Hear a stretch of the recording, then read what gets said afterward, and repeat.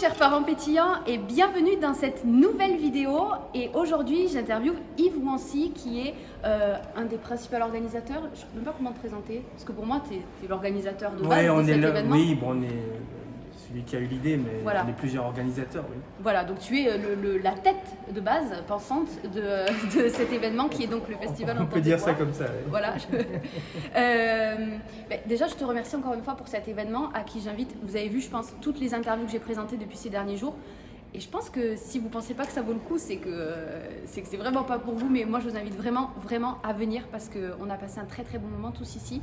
On arrive sur la fin du festival. Yves, est-ce que tu peux nous dire en quelques mots comment tu as eu l'idée de ce festival, entendez voir? Eh bien, elle est toute simple. L'idée est venue d'un projet que nous avons mené en Sibérie. C'était le défi Baïkal. Il y a eu un film. Le film, en fait, relatait l'aventure de malvoyants, non-voyants et voyants, sourds, malentendants qui traversaient une partie du lac sibérien. Il y a eu un film dessus. Il y a eu des festivals invités. Nous avons été invités avec le film dans plusieurs festivals de films d'aventure. Il est passé sur France 3. Une version courte sur France 5, et ce qui m'a choqué, c'est que le film était à la fois audio décrit et sous-titré. Dans les festivals, ça passait super bien, les gens ont adoré le film. Mais ce qui était surprenant, c'est qu'après les films, quand j'allais dans d'autres salles de projection, les autres films n'étaient ni audio décrit, ni sous-titrés. Après, je me suis dit, tiens, comment on arrive à faire entrer tout type de public avec le film Défi Baïkal et les autres films ne sont pas accessibles. Là, peut-être, il faudrait qu'on pense à comment rendre un festival accessible à tous, surtout de l'actualité culturelle, parce que quand on parle de l'actualité, on parle d'accessibilité, on parle de culture accessible, il ne faut pas penser à prendre des projets ou des livres, des vieux tiroirs, mais l'idée, c'est de plutôt avoir l'actualité culturelle accessible à la fois aux personnes handicapées visuelles, handicapées auditives et handicapées moteurs, autistes même cette année. Ouais. C'est vrai qu'il y a eu beaucoup de choses pour les personnes atteintes de troubles du spectre de l'autisme. Tout à fait. Est-ce que tu vois dans cette 4e édition des choses qui changent par rapport aux autres éditions, peut-être des personnes plus solidaires entre elles, des personnes qui reviennent, qu'est-ce qui change pour toi un peu cette année par rapport aux autres? Alors, ce qui est intéressant, c'est que 80% des personnes que nous avons invitées l'année dernière sont revenues. 80%. Ouais. Bon, le 20%, c'est aussi des personnes qui ont eu un emploi du temps chargé. Vous avez d'autres événements parce que nous sommes quand même arrivés à une période où il y a énormément d'événements. Donc, comme depuis le Covid, c'est un peu calme. Bon, il est en train de remonter là, d'ailleurs, il faut faire attention. C'est comme si toute la culture s'est réveillée. Il y a des événements partout. Tu vois, cette année, la fréquentation a été moins importante que l'année dernière. Donc, tu vois qu'il y a beaucoup de choses. Et quand tu es handicapé, il faut se faire une place. Donc, on n'a pas encore, on a un nom, depuis 4 ans, on organise le festival. Mais ce qui est là, c'est que ceux qui sont là, le peu de personnes qui sont là, c'est de la qualité. Ils apprennent, il y a de la découverte, il y a l'apprentissage, il y a le dépassement de soi aussi, et surtout, il y a un humanisme qu'on propose autour du festival. Ouais. L'accueil aussi est aussi important pour nous. Est-ce que j'ai remarqué cette année qu'il y avait énormément de choses en rapport avec la technologie, oui. L'informatique, la technologie, et je me suis rendu compte que même moi, en tant que déficiente visuelle, il y avait des choses dont je n'avais aucune idée. Tout à fait. Notamment la vidéo avec Jean Braille, ouais. Sur Braille, qui est sortie il y a quelques jours. Voilà, je vous invite à aller la revoir, je vous la mettrai en lien, il n'y a pas de problème. Et d'autres choses avec Mathilde aussi, avec les bagues aussi, où j'ai fait une vidéo, les bagues sonores, vraiment des choses mais complètement inouïes et dont je n'avais aucune existence. Qu'est-ce que tu penses toi de cette expansion de la technologie? Est-ce que tu penses que toute personne déficiente visuelle ou parent d'enfants déficients visuels devrait s'informer sur cette technologie existante? Alors, je pense que oui, pour la simple raison que les projets, les entreprises ou les associations qui sont présentes et qui proposent des nouvelles technologies, ils n'étaient pas du tout attirés par le handicap. Ils ne connaissaient pas le handicap visuel ou le handicap auditif. C'est des subtilités que j'ai eues grâce à des rencontres dans des festivals, dans des salons, où j'ai testé des outils et je me suis dit, tiens, ça peut être accessible à un non-voyant, un malvoyant, parce qu'il y a le son, la vibration, le gros caractère, et surtout, il y a une subtilité qui peut être accessible à la fois aux personnes valides, aux personnes handicapées, visuelles ou auditives, qui est là, mais qu'on ne voit pas. Le voyant, il ne voit pas ça. Ce qui est là, c'est que c'est des choses qui existent déjà.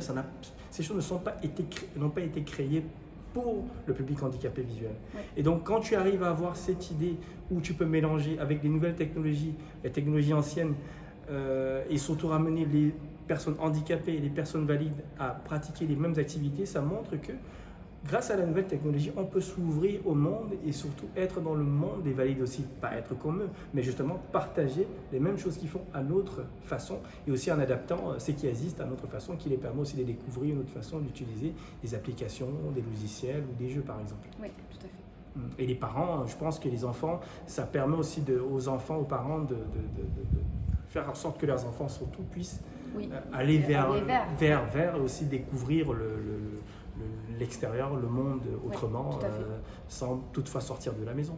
En fait, moi, ce que je découvre, c'est que, si tu veux, je disais tout le temps, ouais, mais la nouvelle technologie, bon, ok, il y a les iPhones, je connais, il y a l'ordi, ça m'intéresse pas.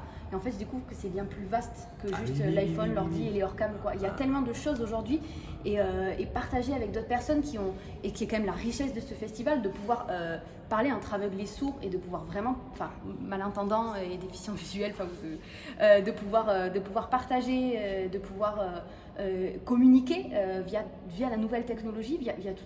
Enfin, pour moi, c'est inouï et c'est vraiment émouvant. Et je te remercie vraiment pour cette découverte. Ben, je t'en prie. Alors, ce qu'il faut comprendre, c'est que je fais toujours l'accent dessus. Ces outils n'étaient pas créés pour les déficients, les malvoyants, non-voyants, les handicapés, tout à fait. Les personnes handicapées. Ce qui est intéressant, c'est qu'on comprend aujourd'hui qu'on n'invente rien. Il y a tellement d'applications, il y a tellement de choses qui existent pour les gens qui veulent aider les mal et non-voyants. Tu es bien placé pour le savoir, moi aussi. Hein, donc, tu vois, il y a toujours énormément de choses. Mais en fait, il faut juste voir ce qui existe déjà, mais comment on peut l'adapter. Ouais. Mais pour ça, il faut avoir la subtilité. Et moi, je suis quelqu'un qui est très curieux.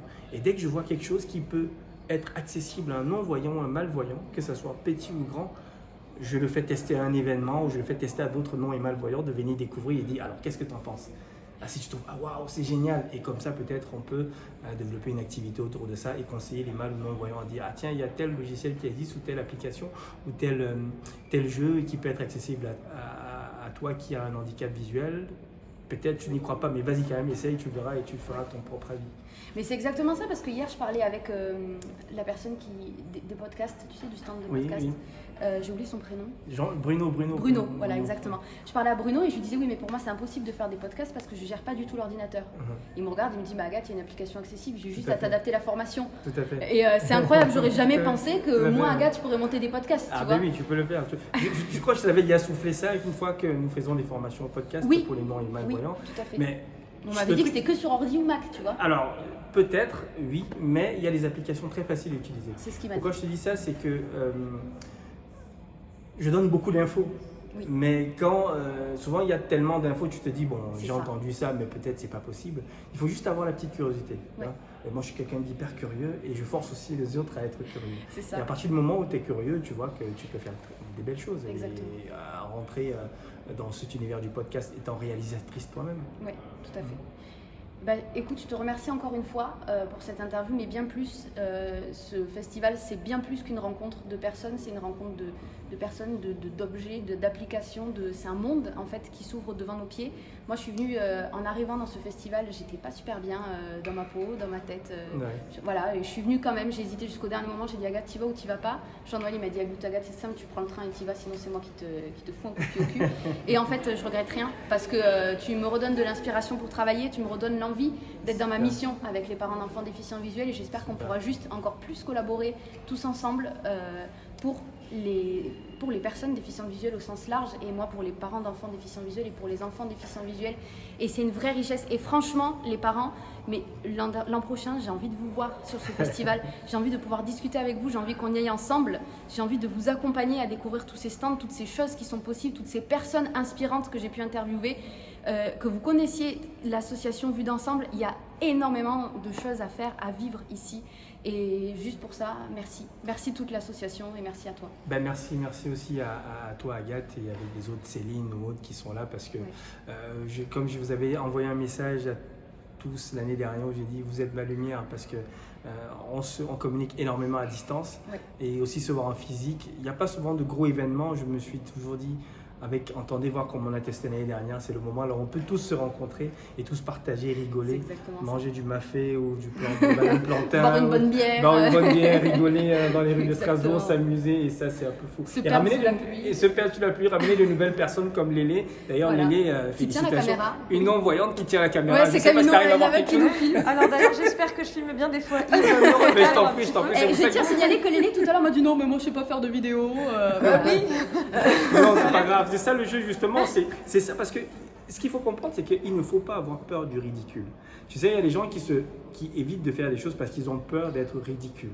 Tu t'en fous, tu essayes. Le plus important, c'est que tu as essayé, tu as fait, et ça peut être rigolo. Après, tu apprends à le faire. Tu as peut-être tes petites indications plus tard, comment filmer. Est-ce que je dois soulever la caméra ou baisser? Moi, tu sais, je suis un réalisateur, mais je te dis pas que c'était difficile au début.